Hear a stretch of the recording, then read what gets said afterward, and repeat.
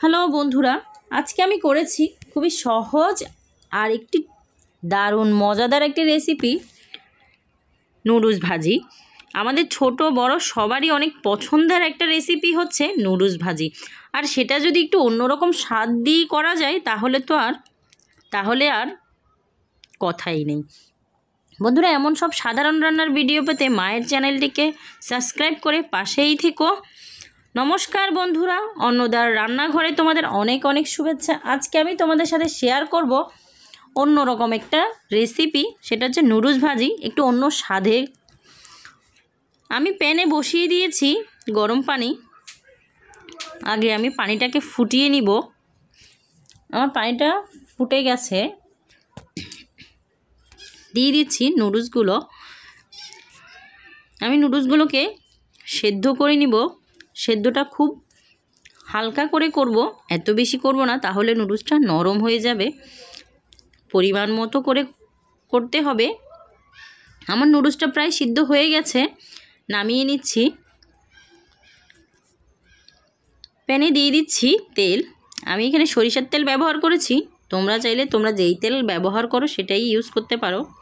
এখানে আমি নুডলস ভাজার জন্য নিয়ে নিয়েছি, তোমরা এটাকে আবার ক্যাপসিকাম ভেবো না, এটা কিন্তু কাঁচা টমেটো, গাজর, কাঁচামরিচ, ধনেপাতা, পেঁয়াজ। আমি আগেই গাজরটা দিয়ে দিচ্ছি, একটু হালকা করে ভেজে নিব। বন্ধুরা, এইভাবে যদি তোমরা নুডলস ভাজো, সত্যি বলছি এত টেস্টিকর হয়। তোমাদেরকে তো একটা কথা বলাই হয়নি, আজ কিন্তু আমি রান্না করছি না, মানে আমার মেয়ে রান্না করছে। আমি দিয়ে দিয়েছি পেঁয়াজটাও দিয়ে দিয়েছি, একটু হালকা ভাজি হয়ে গেছে। এবার দিয়ে দিচ্ছি কাঁচা টমেটোটা। আমরা তো পাকা টমেটো দিয়ে অনেকবারই ভেজে খেয়েছি, এবার একটু কাঁচা টমেটো দিয়ে ভেজে দেখি কেমন লাগে।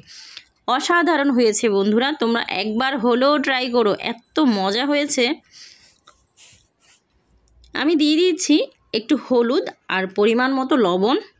আমি এখানে কিন্তু আর অন্য কোনো মশলা ব্যবহার করব না, শুধু এইগুলো দিয়েই রান্না করব। আর জাস্ট ম্যাগি মশলাটাই দিব, আর কোনো কিছুই ব্যবহার করব না। তবে স্বাদটা কিন্তু অতুলনীয় হয়, তোমরা একবার হলেও ট্রাই করো। আমি একটু এটাকে ভালো করে মিক্স করে নিব, একটু ঢেকে দিয়েছি কিছুক্ষণের জন্য, কারণ আমার কাঁচা টমেটোটা একটু সিদ্ধ করতে হবে। আর আমি ছোট ছোট করে কেটেছি যেহেতু তাড়াতাড়ি সিদ্ধ হয়ে যাবে। আমার সমস্ত উপকরণগুলো ভাজা হয়ে গেছে। আমি এবার দিয়ে দিচ্ছি কাঁচামরিচটুকু।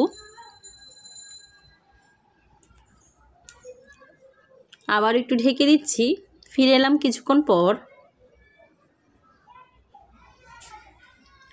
আবার একটু নেড়ে মিক্স করে দিচ্ছি। আমি এখানে 4টা নুডলসের জন্য নিয়েছি 3টা ডিম। তোমরা চাইলে কম বেশি নিতে পারো, তাতে কোনো সমস্যা নেই। আমি ডিমগুলোকে ভালো করে মিক্স করে দিব সমস্ত উপকরণগুলোর সাথে। এটা যতক্ষণ পর্যন্ত ভাজা ভাজা না হয়ে যায় ততক্ষণ পর্যন্তই আমি নাড়ব। বন্ধুরা, আমি জানি তোমরা সবাই কম বেশি সবাই নুডলস ভাজতে পারো, কিন্তু যারা পারো না তাদের জন্য বলছি, আমার ভিডিওটা সম্পূর্ণ তাদের জন্যই। আমি দিয়ে দিয়েছি শুধু একটুখানি ম্যাগি মশলা।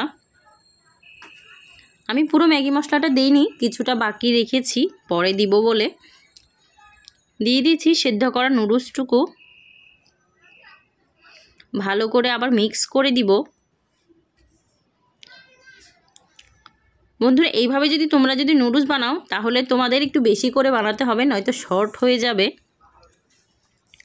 আর বাকি ম্যাগি মশলাটা আমি এখন দিয়ে দিয়েছি, অর্ধেকটা আমি আগে দিয়েছি আর অর্ধেকটা এখন দিয়ে দিচ্ছি।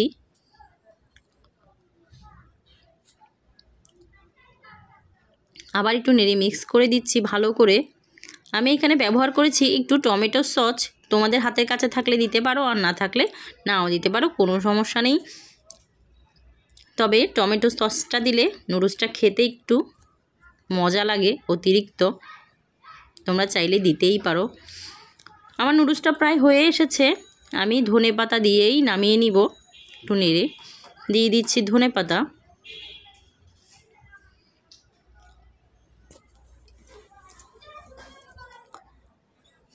বন্ধুরা আমি কিন্তু আলাদা কোনো মশলা ব্যবহার করিনি, জাস্ট এগুলো দিয়েই রান্না করেছি, কিন্তু সত্যি অনেক মজার আর অনেক টেস্টিকর হয়েছে। তোমরা একবার হলেও কাঁচা টমেটো দিয়ে নুডলস বানিয়ে দেখো, দারুণ স্বাদ হয়। গাজর আর নুডলস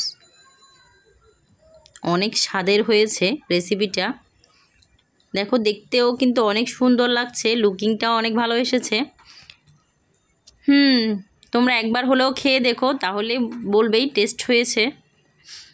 বন্ধুরা সবশেষে বলবো, যদি আমার ভিডিওটা একটু ভালো লাগে তাহলে অবশ্যই আমার চ্যানেলটিকে সাবস্ক্রাইব করে পাশেই থেকো, লাইক কমেন্ট শেয়ার করতে ভুলো না। সবশেষে বলবো ভালো থেকো, সুস্থ থেকো সবাই।